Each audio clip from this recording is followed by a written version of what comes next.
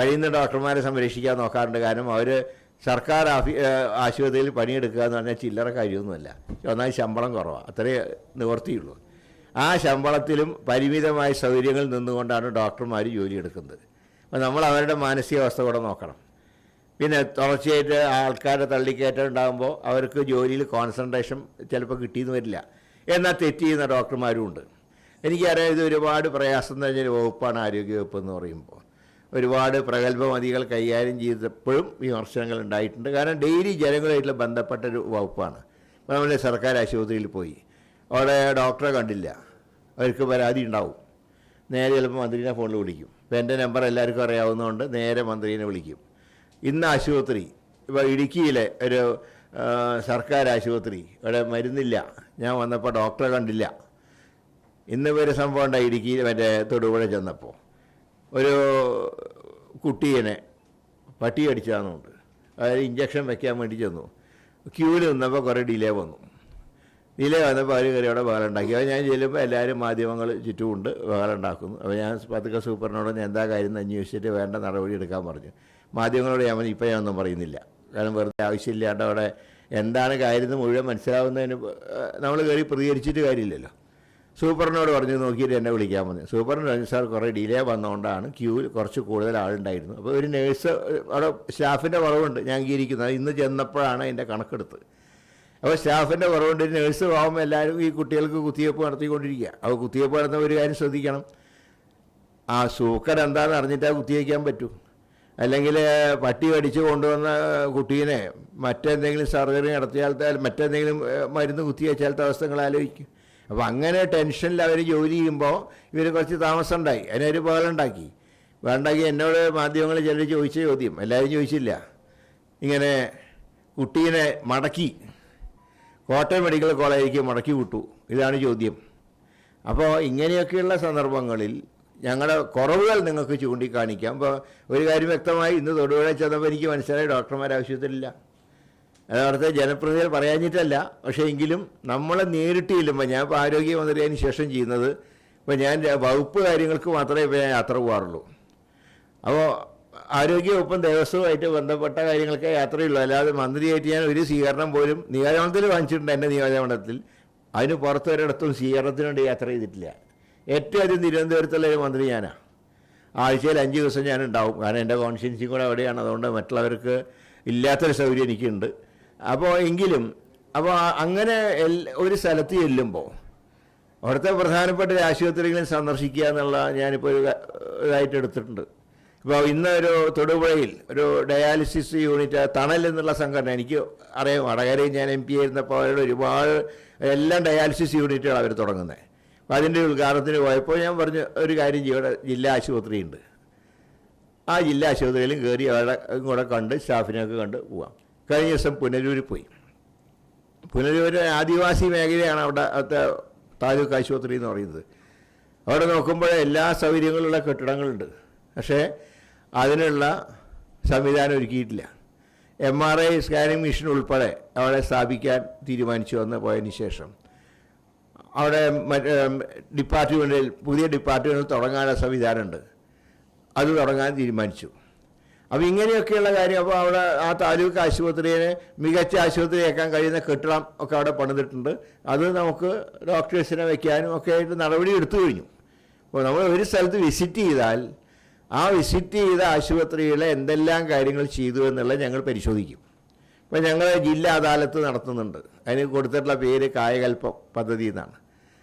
അവിടെ ആ ജില്ലയിലുള്ള എല്ലാ ആശുപത്രികളും, സർക്കാർ ആശുപത്രികളുടെയും സ്റ്റാഫിൻ്റെ കുറവ് എത്രയുണ്ട്, ഡോക്ടേഴ്സിൻ്റെ കുറവ് എത്രയുണ്ട്, അത് നിയോജകമണ്ഡലം തലത്തിലാണ് ഞങ്ങൾ ചർച്ച ചെയ്യുന്നത്, MLA യുടെ നേതൃത്വത്തിൽ.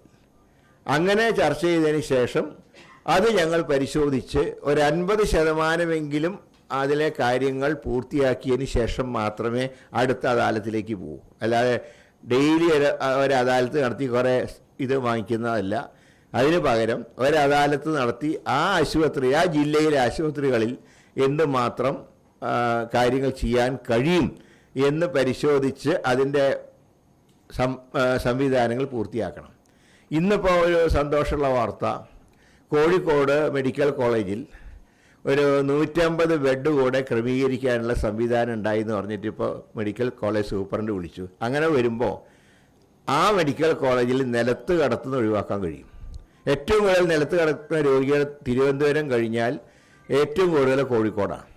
ഇന്ന് ഇപ്പോൾ 150 കട്ടിലും മെത്തയും ലഭിച്ചു. അതുകൊണ്ട് രോഗികളെ ഇനി കഴിയുന്നത്ര രോഗികളെ ഇനി നിലത്ത് കിടത്താതെ ഉള്ള സംവിധാനം കോഴിക്കോട് മെഡിക്കൽ കോളേജിലും ഉണ്ടാവും. തൃശ്ശൂർ അതിൻ്റെ സംവിധാനം ഒരുക്കി കഴിഞ്ഞു. അതുപോലെ തിരുവനന്തപുരത്ത് നേരത്തെ പുലയനാർ കോട്ടയിലെ ആശുപത്രിയിൽ അതിൻ്റെ സംവിധാനം ഉണ്ടാക്കി.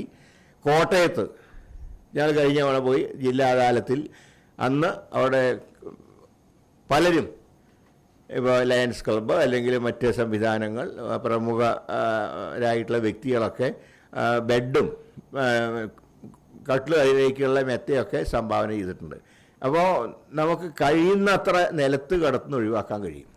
ഇനി എവിടെയെങ്കിലും നിലത്ത് കടത്തേണ്ടി വന്നാൽ അത് ആവർത്തിക്കാതിരിക്കാനുള്ള സംവിധാനവും ഒരുക്കുന്നുണ്ട്. അപ്പോൾ സർക്കാർ ആശുപത്രികളിൽ നിലത്ത് കടത്തുന്ന ഒഴിവാക്കാനുള്ള ശ്രമങ്ങളിൽ കുറേ മുന്നേറി. ഇപ്പോൾ നിപ വന്നു, എല്ലാ മാധ്യമങ്ങളും ആദ്യമൊക്കെ എന്നെ അറ്റാക്ക് ചെയ്തതാണ്, ഞാൻ അവിടെ പോയില്ല എന്ന് പറഞ്ഞ്.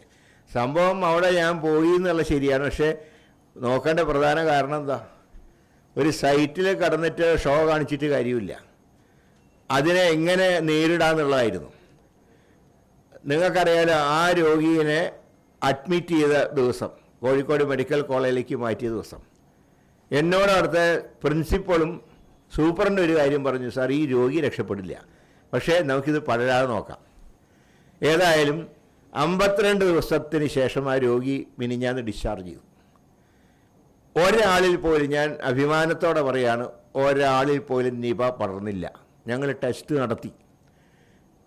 ഏതാണ്ട് 150ഓളം ആ പരിസരത്തൊക്കെയുള്ള ആളുകളെയൊക്കെ ഞങ്ങൾ പരിശോധിച്ചു. ഈ വ്യക്തിയുടെ നിപ ബാധിച്ച രോഗിയുടെ ഭാര്യയ്ക്കോ മക്കൾക്കോ ഈ അസുഖം ബാധിച്ചില്ല. ഇപ്പോൾ 52 ദിവസം കഴിഞ്ഞു, ആ രോഗി ഡിസ്ചാർജ് ചെയ്തു. 24 മണിക്കൂർ പോലും ജീവൻ നിലനിർത്താൻ കഴിയില്ല എന്ന് പറഞ്ഞ വ്യക്തി 52 ദിവസത്തിനകം ഡിസ്ചാർജ് ചെയ്ത് പുറത്തിറങ്ങി. അത് ഞാൻ പറയുന്നത്, അതൊക്കെ ഡോക്ടർമാരുടെ സഹകരണമുണ്ട്, ഞങ്ങൾക്ക് അവിടുത്തെ മറ്റ് സ്റ്റാഫുകളുടെ സഹകരണമുണ്ട്. ചില ഒറ്റപ്പെട്ട സംഭവങ്ങൾ ഉണ്ടാവാറുണ്ട്, അതൊക്കെ കൂടുതൽ ബഹളം ഉണ്ടാക്കാതെ ഞങ്ങൾ പരിഹരിക്കാൻ നോക്കാറുണ്ട്. ചില ഒറ്റപ്പെട്ട സംഭവങ്ങളുണ്ടാവും, പക്ഷെ അത് പരിഹരിക്കുക. അത് നമ്മൾ അവിടെ ബഹളം വെച്ചിട്ട് കാര്യമില്ല, അതിന് പരിഹാരം കാണും. ചില തെറ്റുകൾ നിങ്ങൾ മാധ്യമങ്ങൾ ചൂണ്ടിക്കാണിക്കുമ്പോൾ ഞങ്ങൾ പരിശോധിച്ച് നടപടിയെടുക്കും. ഇപ്പോൾ തന്നെ ഒന്നൊരു സംഭവം ഉണ്ടായി, ഒരു പുഴു അരിച്ച സംഭവം ഉണ്ടായി. അന്ന് മാത്രമാണ് ആകെ ഒരു ഡോക്ടറെ സസ്പെൻഡ് ചെയ്യേണ്ടി വന്നത്. കഴിയുന്ന ഡോക്ടർമാരെ സംരക്ഷിക്കാൻ നോക്കാറുണ്ട്. കാരണം അവർ സർക്കാർ ആശുപത്രിയിൽ പണിയെടുക്കുക എന്ന് പറഞ്ഞാൽ ചില്ലറ കാര്യമൊന്നുമല്ല. ഒന്നാമത് ശമ്പളം കുറവാണ്, അത്രേ നിവർത്തിയുള്ളൂ. ആ ശമ്പളത്തിലും പരിമിതമായ സൗകര്യങ്ങളിൽ നിന്നുകൊണ്ടാണ് ഡോക്ടർമാർ ജോലിയെടുക്കുന്നത്. അപ്പോൾ നമ്മൾ അവരുടെ മാനസികാവസ്ഥ കൂടെ നോക്കണം.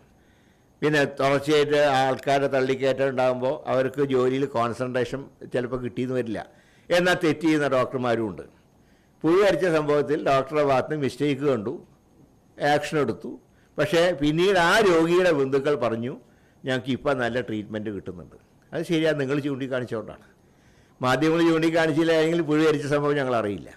ഞാൻ അങ്ങനത്തെ സംഭവങ്ങൾ ഉണ്ടാകുമ്പോൾ അത് മനസ്സിലാക്കി പ്രതികരിക്കുക. പിന്നെ നമ്മളെ വികാരം കൊണ്ടിട്ട് കാര്യമില്ല. മുൻകാലങ്ങളൊക്കെ ചിലർക്ക് അങ്ങനെ പറ്റിയിട്ടുണ്ട്. വികാരം കൊണ്ട് പത്രക്കാരോട് ഷൗട്ട് ചെയ്യാനൊക്കെ ഉണ്ടായി. അപ്പോൾ നിങ്ങൾക്കും കൂടുതൽ വാശി വരും, അപ്പോൾ നിങ്ങളും കൂടുതൽ എഴുതും, അപ്പോൾ ഇപ്പുറത്തും വാശി വരും. അങ്ങനെ വന്ന് ഈ മേഖല മൊത്തം കൊള്ളാമെന്നുള്ള ചിന്താഗതി ഉണ്ടാവും. മേഖല കുളമൊന്നുമായിട്ടൊന്നുമില്ല, സിസ്റ്റത്തിനും കുഴപ്പമൊന്നുമില്ല. പക്ഷേ സിസ്റ്റത്തിന് ചില മിസ്റ്റേക്ക് വരുമല്ലോ. ഇപ്പോൾ നമുക്കറിയാം, മറ്റേ കമ്പ്യൂട്ടർ പ്രവർത്തിക്കുന്നു, കമ്പ്യൂട്ടറിൻ്റെ സിസ്റ്റത്തിലും ചിലപ്പോൾ ഫെയിലിയർ ആവാറില്ലേ. അപ്പോൾ അത് റിപ്പയർ ചെയ്യും. അങ്ങനെ ആരോഗ്യവകുപ്പിലെ സിസ്റ്റത്തിന് ഇടയ്ക്ക് തകരാറ് പറ്റുമ്പോൾ ഞങ്ങളെ പരിഹരിക്കും. അപ്പോൾ ഞാൻ പറയുന്നത്, ഈ ആരോഗ്യവകുപ്പിനെ സംബന്ധിച്ച് ഞങ്ങൾ ഏറ്റുമുട്ടാനല്ല, ജനങ്ങൾക്ക് ആരോഗ്യം പ്രദാനം ചെയ്യലാണ് ഞങ്ങളുടെ ജോലി. അതാണ് എന്നെ ഏൽപ്പിച്ചിട്ടുള്ള ഉത്തരവാദിത്വം. ആ കാരണങ്ങൾ കൊണ്ട് തന്നെ തീർച്ചയായിട്ടും ഈ വകുപ്പിൻ്റെ പ്രവർത്തനങ്ങളിൽ മാധ്യമങ്ങളുടെ പങ്കും ഞങ്ങൾ അംഗീകരിക്കുന്നുണ്ട്. മാധ്യമങ്ങൾക്കുള്ള ആരോഗ്യ പരിരക്ഷയുടെ കാര്യത്തിൽ സർക്കാരിൻ്റെ ഭാഗത്തുനിന്നും ഇപ്പം നിങ്ങളൊക്കെ ഏതൊക്കെ കാര്യങ്ങളും ചൂണ്ടിക്കാണിച്ചാൽ തീർച്ചയായിട്ടും ഗവൺമെൻറ് അക്കാര്യത്തിൽ ഒരു പരിഹാരം ഉണ്ടാക്കും. കാരണം മാധ്യമങ്ങളും ഈ വകുപ്പിൻ്റെ പ്രവർത്തനങ്ങൾക്ക് ആവശ്യമാണ്. ഏതായാലും ഒരിക്കൽ കൂടെ എറണാകുളം പ്രസ് ക്ലബിനെ അനുമോദിക്കുന്നു. കാരണം എനിക്ക് തോന്നുന്നത് ആദ്യത്തെ പ്രസ് ക്ലബ്ബാണ് എറണാകുളത്ത് എന്നാണ് ഞാൻ മനസ്സിലാക്കുന്നത്. അപ്പോൾ അങ്ങനെയുള്ളൊരു പ്രസ് ക്ലബ്ബ് ഇന്ദിരാഗാന്ധി ഉദ്ഘാടനം ചെയ്ത് ഇപ്പോൾ ഇവിടെ കാണാം, ആ കല്ല് കൊത്തി വെച്ചിട്ട് ഇന്ദിരാഗാന്ധി ഇത് ഒരു പ്രധാനമന്ത്രി ഉദ്ഘാടനം ചെയ്ത, ഇന്ന് പോലും പ്രധാനമന്ത്രിമാർ ഉദ്ഘാടനത്തിന് വരാറില്ല, പരമാവധി മുഖ്യമന്ത്രിമാരും അത്രേ വരാറുള്ളൂ പുതിയ കെട്ടിട ഉദ്ഘാടനത്തിന്. ഇത് പ്രധാനമന്ത്രി വന്ന് ഉദ്ഘാടനം ചെയ്തൊരു കെട്ടിടം, അതാണ് ഇതിൻ്റെ ഒരു പാരമ്പര്യം. അപ്പോൾ അവിടെ ഒരു പുതിയ ഒരു പ്രോജക്റ്റിനും കൂടെ പ്രസ് ക്ലബ്ബ് മുൻകൈ എടുത്തിരിക്കുന്നു. ഏതായാലും ഇപ്പോൾ ഈ പറഞ്ഞ പോലെ നേരത്തെ പ്രസ് ക്ലബിൻ്റെ സെക്രട്ടറി പറഞ്ഞു ഞങ്ങളുടെ കാലാവധി അവസാനിക്കാൻ പോവുകയാണ് എന്ന് സൂചിപ്പിക്കുകയുണ്ടായി. അപ്പോൾ നമുക്ക് ഒരു കാര്യത്തിൽ എത്ര കാലം ഭരിച്ചു എന്നുള്ളതല്ല, ഭരിച്ച കാലം എങ്ങനെ ഭരിക്കുന്നു എന്നുള്ളതാണ് ഭാവി വിലയിരുത്തുക. അപ്പോൾ അക്കാര്യത്തിൽ മാതൃക സൃഷ്ടിക്കാൻ കഴിഞ്ഞു എന്നുള്ളത് വലിയ നല്ല കാര്യമാണ്. അപ്പോൾ എല്ലാവർക്കും അഡ്വാൻസായി ഓണാശംസകൾ കൂടെ നടന്നുകൊണ്ട് ഈ പദ്ധതിയുടെ ഉദ്ഘാടന കർമ്മം നിർവഹിച്ചായി സസന്തോഷം അറിയിക്കുന്നു.